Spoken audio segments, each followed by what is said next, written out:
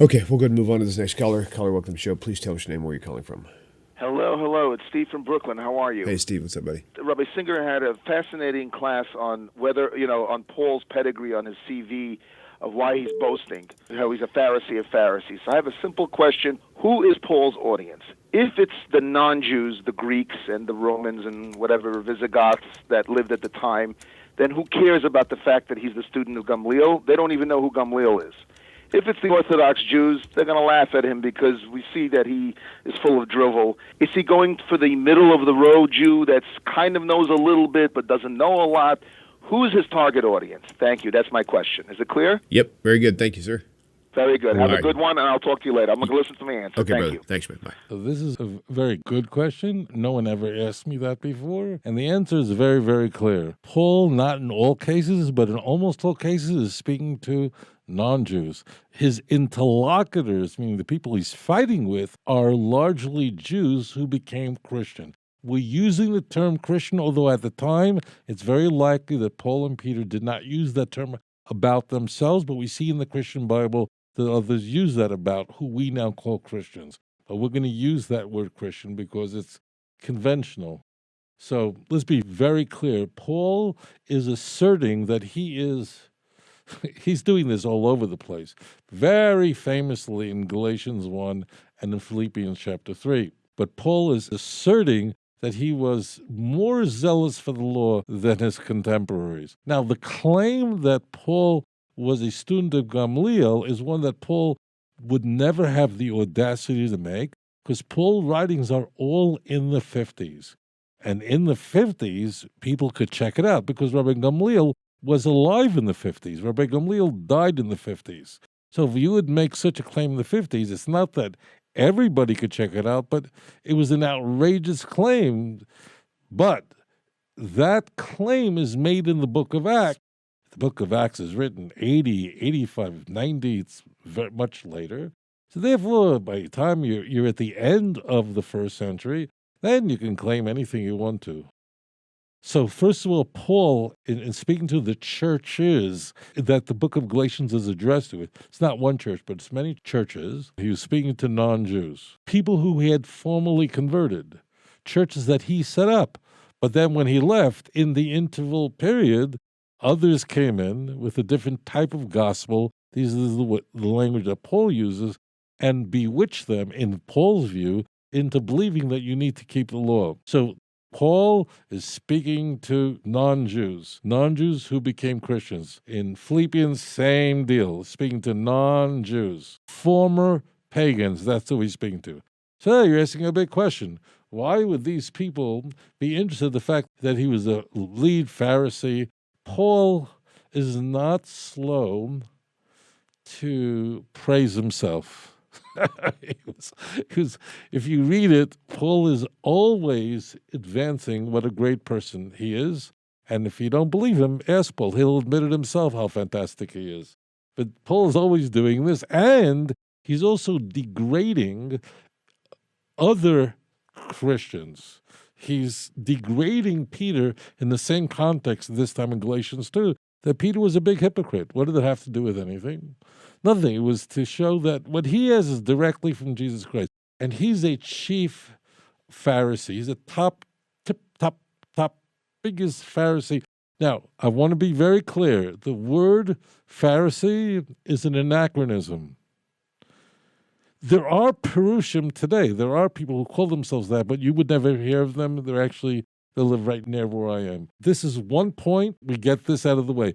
The word Pharisees is the exact equivalent of Orthodox Jews. So understand, we're just using a different dictionary, but the word Pharisee and the word Orthodox Jew today mean the same exact thing. There's a reason why I raise this very important point to you to bear in mind. So the question is, why would non-Jews, who are his audience in these churches, wherever they are around the Mediterranean, in what is today Turkey and so on, why would they be interested in the Pharisees and Orthodox Jews and big rabbis? And the answer is, think about this in our time now.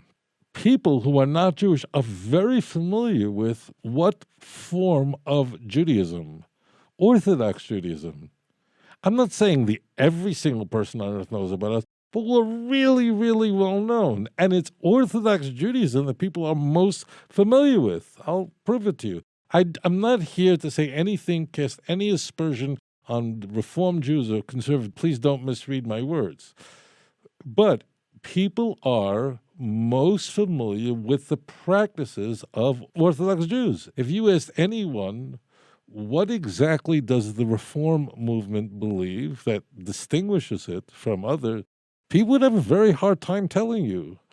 Even though the Reform movement, in terms of membership in the United States, and the conservative movement, in terms of membership in America, probably is larger than the Orthodox movement. Everyone knows what the Orthodox Jews are, and everybody understands who the great rabbis are. And those great rabbis today that are known are Orthodox rabbis. Always that way. And Judaism is it's an ethno-religious group, are far more well-known and well-studied than our numbers should account for. Even though the Jewish people are there are 100 Muslims for every Jew in the world. Do I need to say more? Well, 1/4 of the world's population, but obviously the world is quite interested in Jews and Judaism, and it's well known. And it was very much the same thing back in the first century. Moreover, because the Greeks, the Greco-Roman world, was also very intrigued with the Jewish people because of our antiquity, we see it also from the writings of not just Josephus, who was a Jew, but Tacitus, who wasn't a Jew, a very important Roman historian.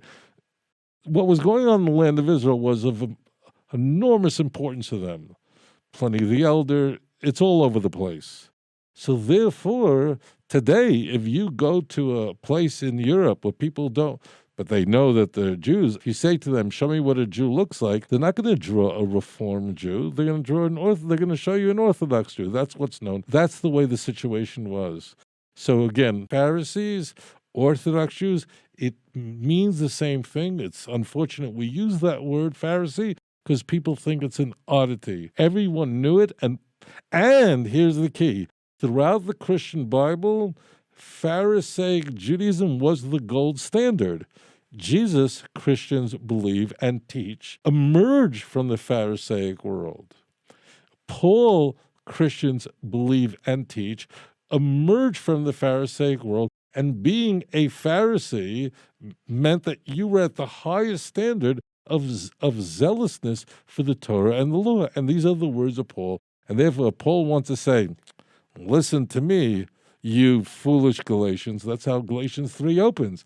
Listen to me, and not the other idiots that came in. Little Paul's very, very strong words there.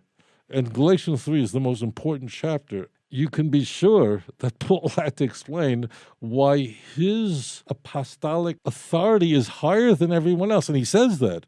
What I have is directly from Jesus Christ. I didn't get it from through anyone else.